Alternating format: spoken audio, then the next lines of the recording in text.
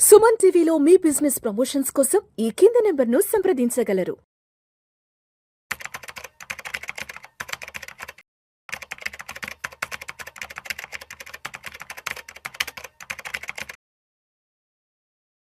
నమస్తే, welcome to Vishnu talks. నేను విష్ణు, ప్రస్తుతం నాతో పాటు certified financial planner and certified wealth manager Madhavi Reddy గారు ఉన్నారు. వారితో మాట్లాడదాం. నమస్తే మాధవిరెడ్డి గారు. నమస్తే అండి. Welcome to Vishnu talks and welcome to Suman TV. Thank you. Right. So Madhavi Reddy గారు, ఇవాళ మార్కెట్లు కాస్త కోలుకున్నాయేమో అని చెప్పాలి. మంగళవారం నాడు మార్కెట్లు లాభాలు అని మాత్రం చెప్పకూడదు, జస్ట్ మార్కెట్లు కొంత రిలీఫ్ వచ్చింది. కారణం ఏంటంటే ట్రంప్ యుద్ధానికి సంబంధించిన కాస్త చిన్న బ్రేక్ తీసుకున్నారు. సో అక్కడ ట్రంప్ చిన్న బ్రేక్ తీసుకోవడంతో ఇక్కడ మార్కెట్లలో కొంత హడావిడి అనేది స్టార్ట్ అయింది. మరి ఇప్పుడు ఈ పాజిటివ్ ర్యాలీ అని కూడా చెప్పాలి, ర్యాలీ కూడా కాదని చెప్పాలి ఇది. సో మరి ఈ రిలీఫ్ అనేది మరికొద్ది రోజులు కొనసాగే అవకాశం ఉందా, లేదంటే మళ్ళీ యథావిధిగానే మార్కెట్లు మళ్ళీ వాలటాలిటీలో వెళ్ళే అవకాశం ఉందా? సో ఇక్కడ మొత్తం ఇష్యూ అంతా కూడా స్ట్రైట్ హార్మోజ్ ఆ లైన్ చుట్టూనే మనకి నడుస్తూ ఉందండి. వాళ్ళు ఆయన ఏమంటున్నారంటే ఇమ్మీడియట్ గా ఓపెన్ చేయాలని ట్రంప్ వాళ్ళకి అల్టిమేట్ ఇచ్చారు. మీరు ఇమ్మీడియట్ గా without any conditions you have to open for every one. ఆ స్ట్రైట్ ఆఫ్ హార్మోజ్ ఏదైతే లైన్ ఉందో ఆ షిప్పింగ్ లైన్ మొత్తం కూడా ఓపెన్ చేయాలని వాళ్ళకి 48 hours అల్టిమేట్ ఇచ్చారు. కానీ వాళ్ళు ఏమన్నారంటే అసలు ఓపెన్ చేయటం కాదు కదా, మీరు కానీ ఇలా చేసినట్లయితే, మా మీద దాడులు చేసినట్లయితే మేము ఏవైతే వాటర్ ఇన్ఫ్రాస్ట్రక్చర్ ఉంటుందో గల్ఫ్ లో, అంటే ఆయిల్ లేకుండా అయినా బ్రతకగలం కానీ మంచినీళ్ళు లేకుండా ఎట్లా బ్రతుకుతామండి? వీళ్ళు ఇరాన్ వాళ్ళు ఏం చేశారంటే ఇమ్మీడియట్ గా వాటర్ ఇన్ఫ్రాస్ట్రక్చర్ ఏదైతే ఉందో మేము దాన్ని అంతా డిస్టర్బ్ చేసేస్తాం, నవ్వు మీరు ఏం చేయాలో మీరు చేయండి అని ఇంకా వాళ్ళు అనగానే ఇప్పుడు ఆయనకి ఏం చేయాలో అర్థం కాలేదు. అసలు మంచినీళ్ళు తాగే నీళ్ళ మీద కూడా వాళ్ళు ఇలా ఈ విధంగా డిస్టర్బ్ చేస్తే గల్ఫ్ అంతా కూడా అక్కడి నుంచి ట్రంప్ కి చాలా ప్రెషర్ ఎక్కువ స్టార్ట్ అయిందండి. అంతర్జాతీయంగా ప్రెషర్ స్టార్ట్ అయింది. ఇంకా చాలు, మేము ఇంకా మాకు అంటే ఇజ్రాయెల్, ఇరాన్, యుఎస్ఏ కాదు కదా, మిగతా మేమందరం కూడా చాలా మేము డిస్టర్బ్ అవుతున్నాము ఈ వార్ వల్ల అని చెప్పి ఏదైతే మిడిల్ ఈస్ట్ లో ఉన్న ఇంపార్టెంట్ ఈ పర్టికులర్ దోహా గానీ, దుబాయ్ గానీ, ఈ కంట్రీస్ అన్ని కూడా యుఎస్ మీద బాగా ప్రెషర్ అయితే తీసుకొచ్చాయి. సో దాంతో కొంచెం ట్రంప్ ఈ విధంగా ఒక ఇమీడియట్ గా అల్టిమేటం నుంచి కొంచెం వెనక్కి తగ్గి మాకు 5 years అంటే వాళ్ళు ఏమంటున్నారంటే ఈయన చెప్పే వర్షన్ డిఫరెంట్ గా ఉంది. మాకు పాజిటివ్ గా ప్రొడక్టివ్ గా నెగోషియేషన్స్ అవుతూ ఉన్నాయి ఇరాన్ అఫీషియల్స్ తో. వీళ్ళైతే అసలు మాకు అలాంటి టాక్సే, మేము అలాంటివి ఏవి కూడా మేము ఫార్వర్డ్ చేయడం లేదు, అసలు మేము అలాంటిగా అంటే యుఎస్ తో ఎటువంటి టాక్స్ మాకైతే జరగలేదు అని ఇరాన్ వాళ్ళు అక్కడ నుంచి తీసుకొచ్చారు. సో ఈ విధంగా ఏంటంటే కొంచెం ట్రంప్ ఖచ్చితంగా తగ్గారు.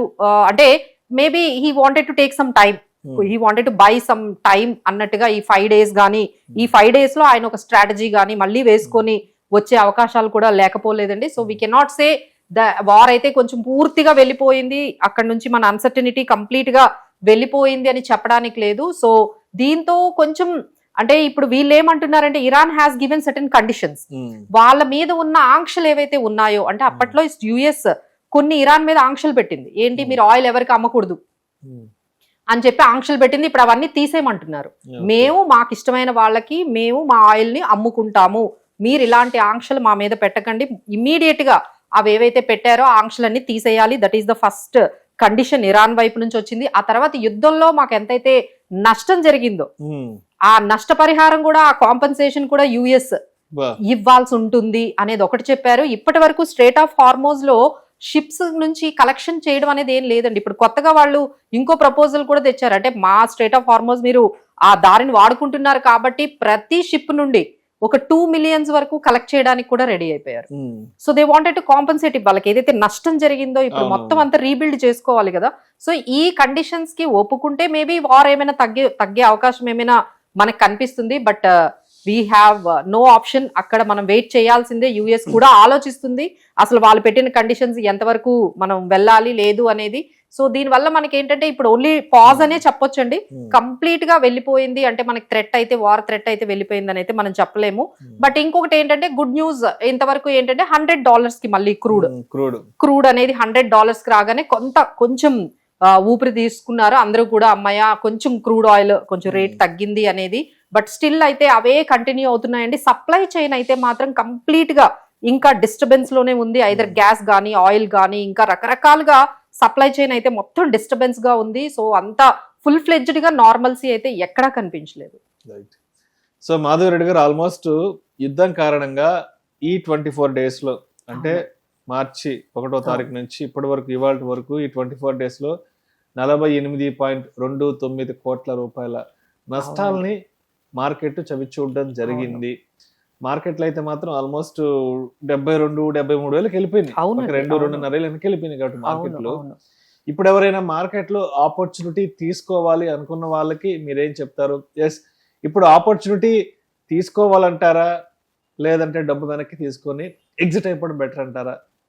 సో ఇక్కడ మనం చెప్పాల్సింది ఏంటంటే చిన్న మనము ఎగ్జాంపుల్ తీసుకోవచ్చండి. ఇప్పుడు నా దగ్గర మనీ ఉంది, నేను ఈ ఆపర్చునిటీగా లేకపోతే ఈ మార్కెట్లో నేను పెట్టాలి అనుకుంటే వాళ్ళకున్న 2 కండిషన్స్ ఏంటంటే, ఫస్ట్ వాళ్ళు ఈ వాల్టిలిటీకి ప్రిపేర్గా ఉన్నారా? It will be like this, నాకు ఈ వాల్టిలిటీ అనేది నేను యాక్సెప్ట్ చేయగలను అన్న వాళ్ళు మాత్రమే ఈ మార్కెట్లోకి రావాలండి. ఎందుకంటే ఈ మార్కెట్లో ఈ విధంగా మళ్ళీ పడడం లేవడం అనేది అందరికీ యాక్సెప్టబుల్ అవ్వదు కదండి. అందరు ఇన్వెస్టర్స్ కూడా ఈ వాల్టిలిటీని తట్టుకోవడం కానీ, ఈ వాల్టిలిటీలో పేషెన్స్ గా ఉండడం అనేది మనం చెప్పడం చాలా ఈజీ. టీవీ ముందు కూర్చొని మీరు పేషెన్స్ గా ఉండండి, మీరు నార్మల్ గా ఉండండి అని మనకు చెప్పడం చాలా ఈజీ. బట్ అక్కడ ఇన్వెస్టర్స్ ఎప్పుడు వాళ్ళ పోర్ట్ఫోలియోలు నెగిటివ్ లో చూసి 2 years నుంచి ఆ విధంగా అవుతూ ఉంటే అసలు దీనికి అంతం ఎక్కడా? సో బయట మార్కెట్లో కూడా ఎట్లా ఉందండి న్యూస్ అంతా, ఎప్పుడు యుద్ధం కంప్లీట్ అవుతుందో తెలియదు, దానికి ఎటువంటి పరిష్కారం వస్తుందో తెలియదు, ఎన్ని రోజుల వరకు ఇది అవుతుందో తెలియదు. సో దీనివల్ల ఏంటంటే చాలా వాళ్ళు కొంచెం నిరాశలో ఉన్నట్లే చెప్పొచ్చు. సో ఇన్వెస్టర్స్ అందరూ కూడా కొంచెం ప్యానిక్ లో ఉన్నారనే మనం చెప్పొచ్చు. సో ఈ టైంలో వాల్టిలిటీ మేము తట్టుకున్న వాళ్ళు మాత్రం ఉండండి. లేదు మాకు ఇంత అవసరం లేదు, మినిమం మాకు 6-7-8% వచ్చినా చాలు, కానీ మేము ఈ స్టాక్ మార్కెట్ లో ఉండే ఈ రోజు ఉండే ఈ ట్వీట్స్, ఈ వాల్టిలిటీ, ఈ వార్ సిచ్యువేషన్స్ లో ఎన్ని రోజులు టైం పడుతుందో కూడా తెలియదు కదండి రికవరీకి. We may take months or weeks, ఎంత టైం పడుతుందో తెలియదు. సో ఇలా మాకు టైం లేదు అన్న వాళ్ళు అయితే మార్కెట్స్ నుంచి వెళ్ళిపోవడము, కొంచెం సేఫ్ గా ఉండడం బెస్ట్. లేదు మాకు 3-5 years టైం ఉంది, మేము ఈ మార్కెట్ వాల్టిలిటీని తట్టుకోగలము అంటే దేర్ ఆర్ మెనీ గుడ్ అంటే పికప్ కొన్ని స్టాక్స్ అంటే డైవర్సిఫైడ్ గా ఇప్పుడైతే ఫార్మాలో కొంచెం బాగుందండి. ఫార్మాలో కొన్ని పికప్ చేసుకోవచ్చు, ఐదర్ డాక్టర్ రెడ్డీస్ ల్యాబొరేటరీస్ కానీ, సన్ ఫార్మా కానీ ఇలాంటి వాళ్ళు పికప్ చేసుకోవచ్చు. అలానే రిలయన్స్, బిఈఎల్, జియో ఫైనాన్షియల్స్, తర్వాత ఏషియన్ పెయింట్స్, కోల్ ఇండియా, వేదాంత, కల్పతరు, ఇట్లా కొన్ని లైక్ ఏంటంటే డిఫరెంట్ సెక్టార్స్ నుంచి, పవర్ సెక్టార్స్ నుంచి మనము టాటా పవర్, ఇట్లా మనము ఏషియన్ పెయింట్స్, ఇట్లా కొన్ని వాళ్ళు పికప్ చేసుకుంటూ ఈ విధంగా ఇన్వెస్ట్మెంట్స్ ని ప్లాన్ చేసుకోవచ్చు. లేదు అనుకుంటే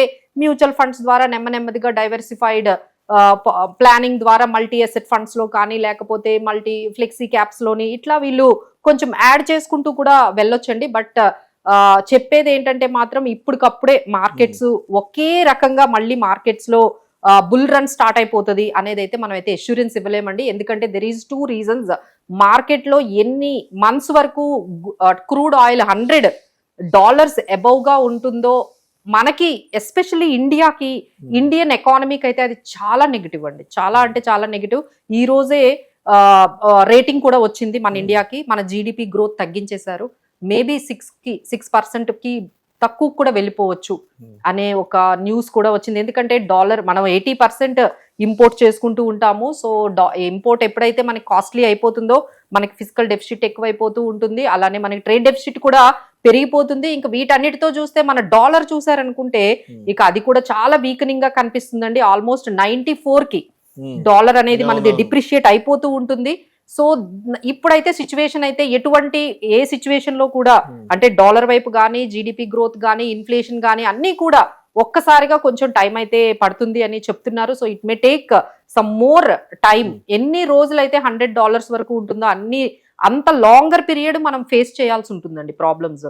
సో అందరూ కూడా ప్రిపేర్డ్ గానే ఉండాలి. ఇమీడియట్ గా ఇలాంటివి చిన్నవి చూసేసి ఇంకా మార్కెట్ రీబౌండ్ అయిపోయింది, ఇంకా రివైవ్ అయిపోయింది, ఇంకా పాజిటివ్ లోకి వెళ్ళిపోయింది అట్లా ఏమీ మీరు అనుకోకండి. Takes time. అయితే ఈసారి జరిగిన ఈ డిస్ట్రప్షన్ కి, ఈ సప్లై చైన్ డిస్ట్రప్షన్ కి అయితే మనకున్న జీడిపి గ్రోత్ కానీ, లేకపోతే ఇన్ఫ్లేషన్ కానీ చాలా వరకు ఇంపాక్ట్ అయింది. So it takes time.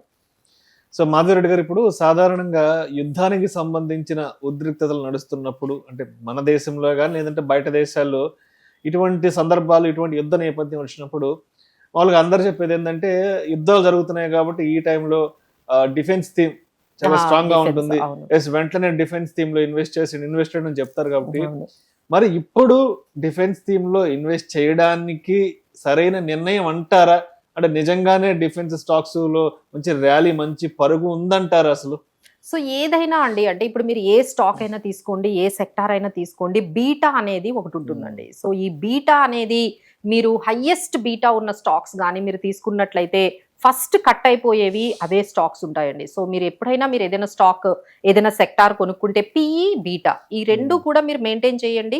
Irrespective of the సెక్టార్ని మీరు ఏ సెక్టార్ తీసుకున్నా బీటా అనేది మీరు వన్ బిలో ఉండేటట్టుగా మీరు చూసుకోండి. అలానే పిఈ రేషియో ఇండస్ట్రీ కన్నా కొంచెం ఆ ఇండస్ట్రీ పిఈ రేషియోస్ అయినా మెయింటైన్ చేసినట్టుగా చూసుకోండి. ఎక్కడైతే హై పిఈ హై వాల్యుయేషన్స్ ఉన్నాయో లేకపోతే హై బీటా ఉన్నాయో అక్కడే మనకి ఎక్కువగా డ్రాగ్ డౌన్ అనేది మనకు కనిపిస్తుంది. సో ఈ విధంగా ఇప్పుడు మనం జస్ట్ ఎగ్జాంపుల్ అండి, అంటే ఇప్పుడు బ్యాంకింగ్ ఎగ్జాంపుల్ కానీ మనం తీసుకున్నట్లయితే ఏవైతే హై బీటా ఉన్న బ్యాంక్స్ లైక్ ఇండస్ఇండ్ బ్యాంక్ కానీ లేకపోతే ఉజ్జన్ ఫైనాన్షియల్ బ్యాంక్స్ కానీ ఇవి ఎక్కువ డ్రాప్ అయ్యాయి. మీరు అలానే ఎస్బీఐ కానీ పిఎస్యు బ్యాంక్స్ తీసుకుంటే అవి కొంచెం తక్కువ డ్రాప్ అయ్యాయి.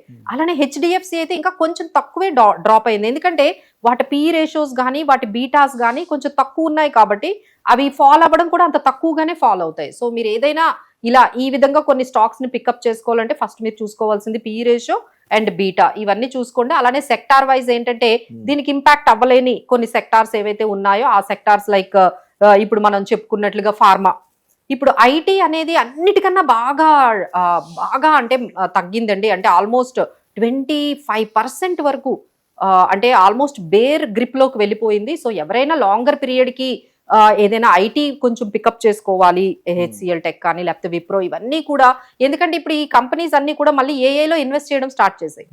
ఈ ఏఐలో ఎప్పుడైతే ఇన్వెస్ట్ చేస్తాయో మళ్ళీ ఐటీ కంపెనీస్ అన్ని కూడా మళ్ళీ కొంచెం రీబౌండ్ అవుతాయండి. సో ఎవరైనా కొంచెం లాంగ్ టర్మ్ వ్యూతో ఐటీ కంపెనీస్ ని ఏమైనా పికప్, ఎందుకంటే అది అన్ని సెక్టార్స్ కన్నా ఎక్కువ ఇంపాక్ట్ అయిపోయింది. సో దానివల్ల మనం ఈ ఐటీ కానీ ఫార్మా కానీ ఇలాంటి కొన్ని సెక్టార్ వైజ్, అలానే మీరు అన్నట్టుగా డిఫెన్స్ ఇలాంటివన్నీ మనం బ్యాంకింగ్ అండ్ ఫైనాన్షియల్స్ ఇలా కొన్ని తీసుకోవచ్చండి. బట్ కామన్ గా మేము చెప్పేది ఏంటంటే ఈ సెక్టార్స్ లో కూడా పిఈ తక్కువ ఉండి బీటా తక్కువ ఉంటే మాత్రం మనం డెఫినెట్ గా దాన్ని పికప్ చేసుకోవచ్చు. బట్ ఓవరాల్ గా ఇలాంటి టైంలో ఎవరినైనా ఎక్స్పర్ట్స్ ద్వారా బిఫోర్ టేకింగ్ ఎనీ డెసిషన్స్ మీరు ఎక్స్పర్ట్స్ ద్వారా వెళ్తేనే కొంచెం బెటర్ గా ఉంటుందండి. ఎందుకంటే ఇప్పటికీ కూడా ఎఫ్ఐఎస్ సెల్లింగ్ అనేది జరుగుతోంది. సో ఎఫ్ఐఎస్ సెల్లింగ్ దాదాపుగా 2026 లో 1.4 lakh crore ఆల్రెడీ వాళ్ళు సేల్ చేశారండి. ఒక 1 month లోనే 80,000 crores సేల్ చేశారు. 1 week లో అయితే 30,000 crores సేల్ అనేది జరుగుతోంది. ఎందుకు అంటే మన రూపీ అనేది చాలా చాలా డిప్రిషియేట్ అవుతుందండి. సో దానివల్ల ఎవరు కూడా ఇండియా వైపు ఇంత తొందరగా మళ్ళీ ఎఫ్ఐఐస్ వస్తారు అనేది అయితే మనకి తొందరగా కనిపించట్లేదు. సో ఓన్లీ ఇప్పుడు మార్కెట్లో ఎస్ఐపిస్ ద్వారా రీటైలర్స్ ద్వారా వచ్చిన సపోర్ట్ మాత్రమే ఉంటుంది. సో ఎఫ్ఐఐస్ అయితే మాత్రం they are not at all looking at India as a right spot. Even ఇంత కరెక్షన్ లో కూడా అండి వాళ్ళు సెల్లింగ్ లోకి వెళ్తున్నారు బికాస్ ఆఫ్ మన రూపీ డిప్రిసియేషన్ కానీ ఆయిల్ మనకి చాలా నెగిటివ్ గా ఉంటుంది. సో ఎంతవరకు ఈ విధంగా నెగిటివ్ గా ఉంటుంది అంటే ఐదర్ మన రూపీ అనేది 89 ఆ పర్టికులర్ డాలర్ వరకు అంటే ప్రైస్ వరకు రావాలి, అంటే $89 ఎగెనిస్ట్ 89 రూపీస్ ఎగెనిస్ట్ డాలర్ అయినా రావాలి, లేదు అంటే మన క్రూడ్ ఆయిల్ మళ్ళీ $80 $70 ఈ రేంజ్ కి వస్తే మనం కంప్లీట్ గా రీబౌండ్ అవుతాం. బట్ ఈ కాంబినేషన్స్ అంటే రూపీ రికవరీ అవ్వడము, తర్వాత ఆయిల్ మళ్ళీ $80 కి $70 కి ఈ రేంజ్ కి కానీ వెళ్ళిందంటే ఫస్ట్ రీబౌండ్ అయ్యే మార్కెట్స్ లో మన ఇండియన్ మార్కెట్స్ ఉంటాయి. But how much time it will take we have to wait and watch. మరి టెక్నికల్ గా నిఫ్టీ పరిస్థితి ఏంటి? సపోర్ట్ అండ్ రెసిస్టెన్స్ ఎక్కడ ఆల్మోస్ట్ 22 దాకా వచ్చేసింది కాబట్టి. అవునండి. సో 22,200 22,300 అయితే మంచి సపోర్ట్ ఉంది. అలానే రెసిస్టెన్స్ అయితే 23,200. అంటే మన బ్రాడ్ ఒక 1000 పాయింట్స్ మనం చూసుకున్నట్లయితే నిఫ్టీ 22,200, అలానే మనకి రెసిస్టెన్స్ అయితే 23,200 రేంజ్ లో ఉంది. సో ఇమీడియట్ గా అయితే 22,650 లెవెల్ అనేది చాలా క్రూషియల్ అండి. ఆ 22,650 కానీ హోల్డ్ చేసినట్లయితే we can go to 23,000 level కి మనం వెళ్లే అవకాశాలు ఉన్నాయి. మళ్ళీ 22,650 కానీ బ్రేక్ చేసి మళ్ళీ 22,400 ఈ రేంజ్ కి వచ్చిందంటే మళ్ళీ మనకి సపోర్ట్ లెవెల్స్ అయితే 22,200 దగ్గర ఉండబోతున్నాయి. So again we have to wait and watch. రేపు మార్నింగ్ ట్రంప్ ఏ విధంగా ఏ ట్వీట్ చేస్తాడో, మళ్ళీ ఏ విధంగా ఈ యుద్ధం అనేది ఏ విధంగా మారుతుందో మనము చెప్పలేకపోతున్నాం కాబట్టి so these are all resistance and support levels for Nifty. Thank you so much Madhavi Reddy గారు. యుద్ధానికి సంబంధించి ట్రంప్ వెనక్కి తగ్గిన నేపథ్యంలో మరి మార్కెట్లకు ఎంతటి రిలీఫ్ దొరికింది అన్న దాని గురించి చాలా చక్కగా తెలియజేస్తే థ్యాంక్ యూ సో మచ్ అండి. Thank you.